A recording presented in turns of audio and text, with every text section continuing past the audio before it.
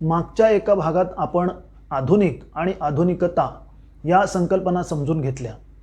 आधुनिकतेची 6 वैशिष्ट्ये आपण समजून घेतली.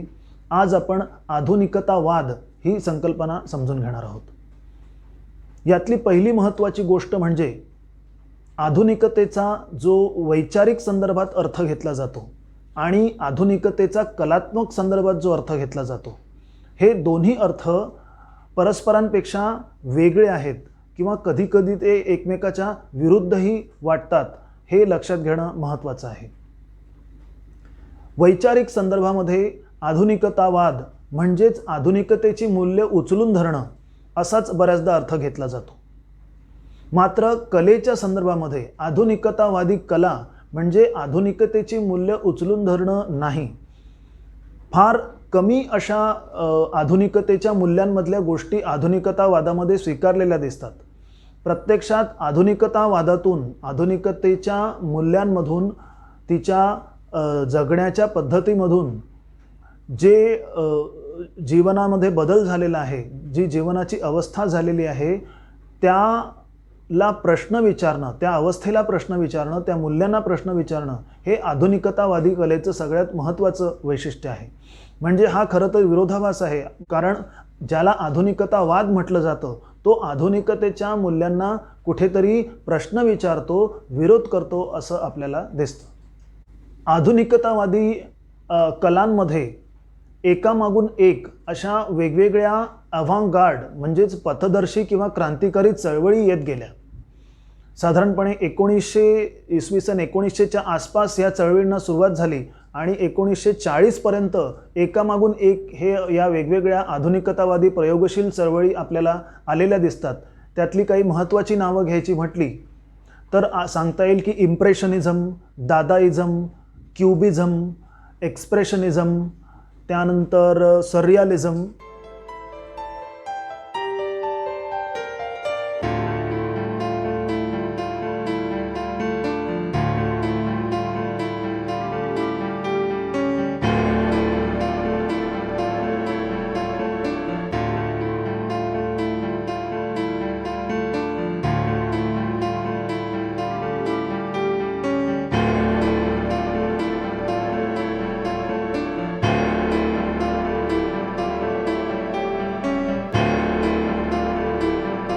तर या ज्या शैली होत्या किंवा हे जे कलाप्रयोग होते, हे साधारणपणे आपल्याला चित्रकलेत, पेंटिंगमध्ये प्रथम आलेले दिसतात. त्यानंतर ते साहित्यात आले, नंतर ते संगीत आणि स्थापत्य कलेमध्ये, आर्किटेक्चरमध्ये सुद्धा आपल्याला आलेले दिसतात.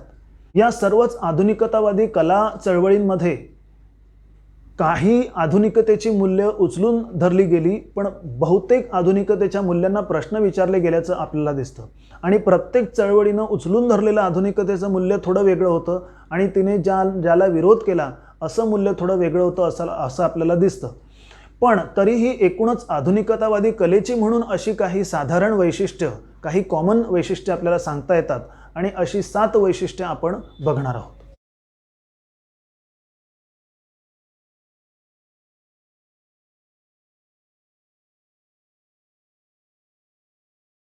आधुनिकतावादी कलेचं पहिलं महत्त्वाचं वैशिष्ट्य म्हणजे परंपरेला विरोध.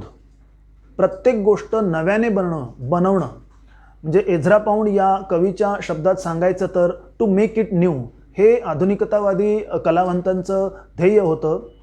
त्यामुळे सर्व प्रकारच्या परंपरांना त्यांचा विरोध होता.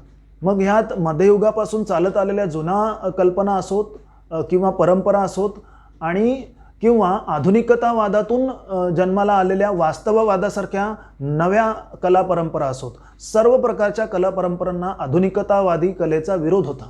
प्रत्येक गोष्टीची नव्याने मांडणी त्यांना करायची होती. आधुनिकतावादाचा 19व्या शतकातील रोमॅन्टिसिझमला सुद्धा विरोध असल्याचं दिसतं. एका पातळीवर बऱ्याचदा असं म्हटलं गेलेलं आहे की आधुनिकतावाद खुद्द किंवा आधुनिकतावादी कला प्रत्यक्षात एका अर्थी रोमॅन्टिक होती, परंतु त्यांचा मात्र 19व्या शतकातील जो रोमॅन्टिसिझम होता त्याला विरोध असल्याचं दिसतं. आधुनिकतावादी कलेचं दुसरं महत्त्वाचं वैशिष्ट्य म्हणजे बुर्जवा मूल्यांना विरोध, समाजाच्या एकूणच झालेल्या व्यापारीकरणाला, बाजारीकरणाला विरोध. आता बुर्जवा संस्कृती म्हणजे काय? बुर्जवा या शब्दाचा मूळ अर्थ आहे शहरात राहणारे कारागीर, वेगवेगळे व्यावसायिक आणि व्यापारी वर्ग.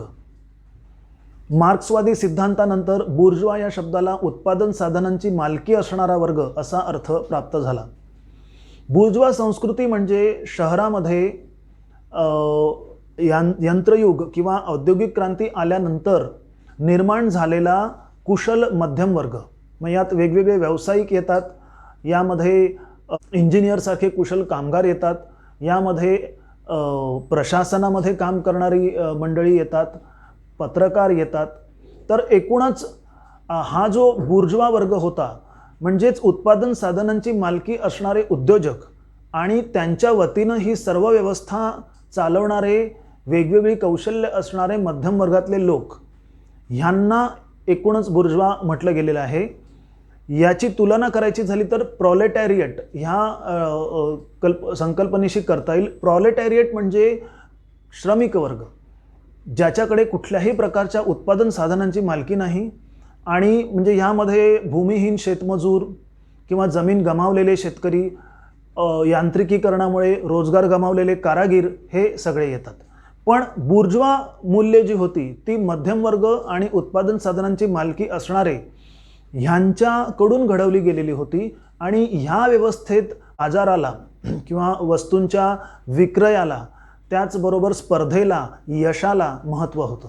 आणि ह्यातून जी संस्कृती निर्माण झाली होती तिने स्वतःची काही योग्य अयोग्यतेची, सौंदर्य कुरूपतेची, नैतिकतेची, स्त्री पुरुष संबंधांची अशी काही एक चौकट निर्माण केलेली होती. आणि ही चौकट दांभिकतेवर आधारित आहे असं आधुनिकतावादी कलावंतांचं म्हणणं होतं, असं त्यांना मनापासून वाटत होतं. आणि म्हणून ह्या बुर्जवा संस्कृतीला विरोध हे आधुनिकतावादी कलेचं दुसरं महत्त्वाचं वैशिष्ट्य आपल्याला सांगता येईल. तिसरं वैशिष्ट्य याला जोडूनच येतं की बुर्जवा परंपरेला विरोध करताना, बुर्जवा मूल्यांना विरोध करताना आधुनिकतेतून बुर्जवा वर्गाने निर्माण केलेली वास्तववादी कला परंपरा, तर या वास्तववादी कला परंपरेला विरोध हे आपल्याला आधुनिकतावादी कलेचं तिसरं वैशिष्ट्य सांगता येईल.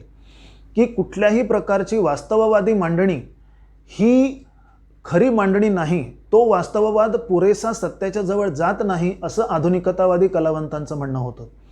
आणि सत्याच्या पुरेसं जवळ जाण्यासाठी त्यांनी ही जी चौकट वास्तववादाने घालून दिलेली होती ती मोडल्याचं आपल्याला दिसतं.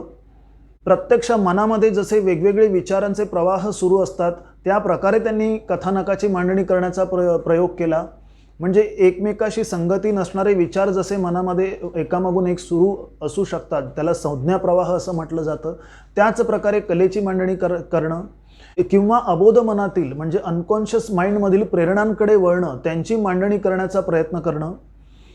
सर्वच जे काही रचनाबंध आधीच्या साहित्याने घालून दिलेले आहेत किंवा आधीच्या कुठल्याही इतर कलेनं घालून दिलेले आहेत त्यांची मोडतोड करणं, नव्यानं त्याची मांडणी करणं, तुकड्या तुकड्यांमध्ये कथानक सांगणं किंवा तुकड्या तुकड्यांमध्ये चित्र रंगवणं, त्याच्यामध्ये वेगवेगळ्या मिती, वेगवेगळ्या दृष्टिकोनातून एखाद्या गोष्टीकडे एकाच वेळी पाहताना जी व्यामिश्रता निर्माण होते ती मांडणं, अशा रीतीने वास्तववादापासून दूर जाण्याचा प्रयत्न आधुनिकतावादी कलेनं केलेला दिसतो.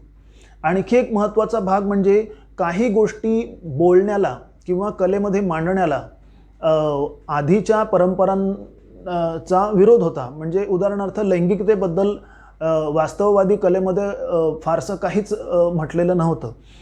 तर आधुनिकतावादी कलावंतांनी जाणीवपूर्वक ही जी बंधनं होती की विशिष्ट जीवनाच्या विशिष्ट बाजूंविषयी, पैलूंविषयी बोलायचंच नाही, ते त्यांनी तोडली आणि लैंगिकतेविषयी वेगवेगळ्या वर्गांमधील भेदांविषयी आणि वंश जाणीवेविषयी त्यांनी गोष्टी मांडल्याचं आपल्याला दिसतं.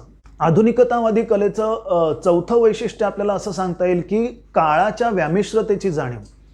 काळ हा जसा घड्याळाने मोजल्यानंतर जसा सरळ वाटतो तसा तो एकरेषीय नसतो. आधुनिकतावादी कलावंतांच्या मते घड्याळानं मोजलेला एकरेषीय काळ हा महत्त्वाचा नसून माणसाच्या अनुभवाला येणारा जो काळ आहे, माणसाची काळाची जी अनुभूती आहे ती त्यांच्या दृष्टीनं जास्त महत्त्वाची होती आणि ती एकरेषीय नव्हती. कारण मानवी मन हे वर्तमानात एका क्षणी असतानाच पुढच्या क्षणी ते भूतकाळातल्या आठवणीमध्ये जाऊ शकणार आहे, त्याचवेळी ते भविष्यातल्या काही स्वप्नांमध्ये रंगू शकणार आहे. त्यामुळे काळाची जी मनोव्यापारांमधली व्यामिश्रता आहे तशीच कलेमध्ये आणण्याचा प्रयत्न आधुनिकतावादी कलेनं केलेला आपल्याला दिसतो. तसंच आधुनिकतावादी कलावंतांनी काळाच्या व्यामिश्रतेबरोबरच भाषेतील अर्थाच्या अनिश्चिततेवर भर दिल्याचं आपल्याला दिसतं.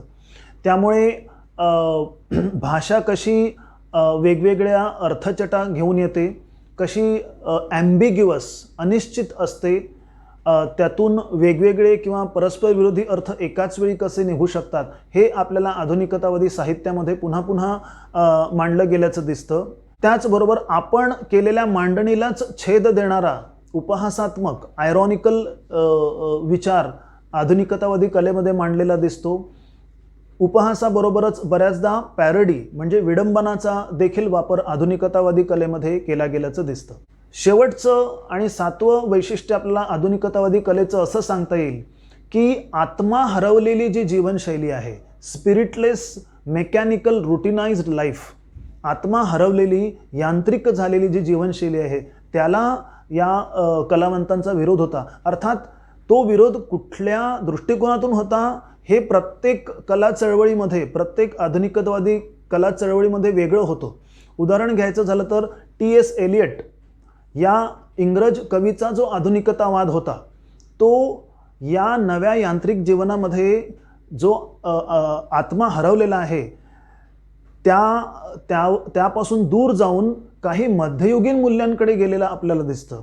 या उलट फ्युचरिझम ही जी चळवळ होती त्यामध्ये या यांत्रिक जीवनशैलीतून अधिक चांगलं यंत्राधारित जीवन येऊ शकतं असा विचार मांडला गेल्याचं आपल्याला दिसतं. म्हणजे ज्या दृष्टिकोनातून बुर्जवा मूल्यांवर किंवा जीवनाच्या यांत्रिकतेवर आधुनिकतावादी कला टीका करत होती ते दृष्टिकोन प्रत्येक चळवळीच्या बाबतीत वेगवेगळं असणं शक्य होतं. पण काही सर्वसाधारण गोष्टींना, कॉमन गोष्टींना त्यांचा विरोध असल्याचं आपल्याला दिसतं. एकूणच आधुनिकतावादी कला चळवळींमुळे, वेगवेगळ्या कला प्रयोगांमुळे कलेचं उद्दिष्टच बदलून गेलं.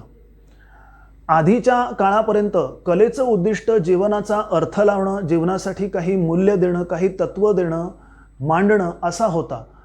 या उलट आधुनिकतावादी कलेचा उद्देश हा डोळे उघडणं असा होता असं आपल्याला म्हणता येईल. आतापर्यंत आधुनिकतावादाची चर्चा करताना मी असं म्हटलंय की आधुनिकतावाद हा आधुनिकतेच्या अनेक मूल्यांना प्रश्न विचारतो, त्यांच्या विरुद्ध बंड करतो. पण काही अर्थानं आधुनिकतेची काही मूल्य वेगळ्या पद्धतीनं आधुनिकतावादी कलेमध्ये सुद्धा आपल्याला आलेली दिसतात.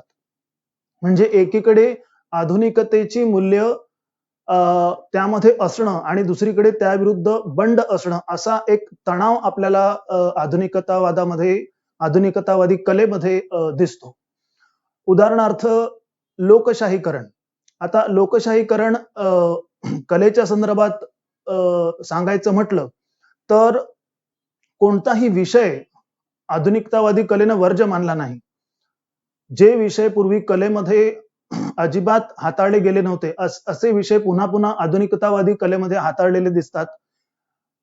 हिरो म्हणजे आधीच्या वास्तववादी कलेमध्ये हिरोला फार महत्व होतं कथानकामध्ये, पण तेच आधुनिकतावादी कथांमध्ये आपल्याला अँटी हिरो म्हणजे जो सर्वसामान्य माणसासारखा आहे अशी व्यक्ती केंद्रस्थानी आलेली दिसते. जसं विज्ञाननिष्ठा आधुनिकतेमध्ये होती त्याच प्रकारे तंत्र या गोष्टीला महत्व आलं. विज्ञानाचे जे परिणाम समाजावर होत होते, मानवी मनावर होत होते, त्याविरुद्ध निश्चितच आधुनिकतावादी कलेनं बंड पुकारलं. पण तंत्रावर विश्वास, प्रत्येक गोष्ट करण्याचं एक तंत्र असतं, हा एक प्रकारचा विज्ञाननिष्ठ विचारच आधुनिकतावादी कलेत होता. त्याचप्रमाणे व्यापारीकरणाला जरी आधुनिकतावादी कलेचा विरोध असला, बुर्जवा समाजाला आणि त्या बुर्जवा मूल्यांना विरोध असला, तरी हळूहळू जशी आधुनिकतावादी कला मूळ प्रवाहात सामावली गेली तशी तीही त्या बाजार व्यवस्थेचा एक भाग झाली आणि अतिशय मोठ्या किमतींमध्ये त्या आधुनिकतावादी कलेच्या कलाकृती किंवा मोठ्या मोठ्या पेंटिंग्ज या आपल्याला लिलावामध्ये आलेल्या दिसतात. व्यक्तिवाद हे आधुनिकतेचं अतिशय महत्वाचं मूल्य होतं. आधुनिकतावादी कलेमध्ये पुन्हा पुन्हा आपल्याला व्यक्तिवाद दिसतो. केवळ आधीच्या परंपरा नाकारून नवी कला निर्माण करणं एवढंच आधुनिकतावादी कलावंतांनी केलं नाही, तर त्यातल्या प्रत्येक कलावंतानं स्वतःची वैयक्तिक काहीतरी अभिव्यक्ती करण्याचा प्रयत्न केलेला आपल्याला दिसतो. कधी कधी हा व्यक्तिवाद अतिशय टोकाला गेल्याचंही आपल्याला दिसतं. तर अशा प्रकारे सांगता येईल की आधुनिकतेची काही मूल्य आधुनिकतावादी कलेमध्ये कुठेतरी गृहीत धरलेलीच आहेत. पण त्याच वेळी या मूल्यांमुळे जो समाज निर्माण झाला होता, जी मानवी मनाची, मानवी जीवनाची अवस्था झाली होती, त्याविरुद्ध बंड पुकारणारं, बुर्जवा मूल्यांना प्रश्न विचारणारं असंही आधुनिकतावादी कलेमध्ये काहीतरी होतं. आधुनिकतेची मूल्य स्वतःमध्ये असणं आणि त्याच वेळी त्या मूल्यांना किंवा त्या मूल्यांच्या परिणामांना प्रश्न विचारणं, ह्यामधला जो तणाव आपल्याला आधुनिकतावादी कलेमध्ये दिसतो, त्यातून मार्ग काढण्याचा प्रयत्न उत्तर आधुनिकतावादी कलेनं केल्याचं दिसतं. आणि आणखी एक शेवटी सांगायला हवं की आधुनिकतावाद हा एकच एक प्रकारचा नव्हता. आधुनिकतावादी कला ही अनेक प्रकारची होती. प्रत्येक वेळी ती संकल्पना वेगळ्या पद्धतीनं मांडली गेली होती, हेही आपण लक्षात घ्यायला हवं. पण सुरुवात करताना, आधुनिकतावाद समजून घेताना, आधीच्या पारंपरिक कलेपेक्षा तो कसा वेगळा होता हे समजून घेताना आपल्याला जी 6-7 वैशिष्ट्ये आपण आता पाहिली, ती नक्कीच आपल्याला सहाय्यक ठरतील. धन्यवाद.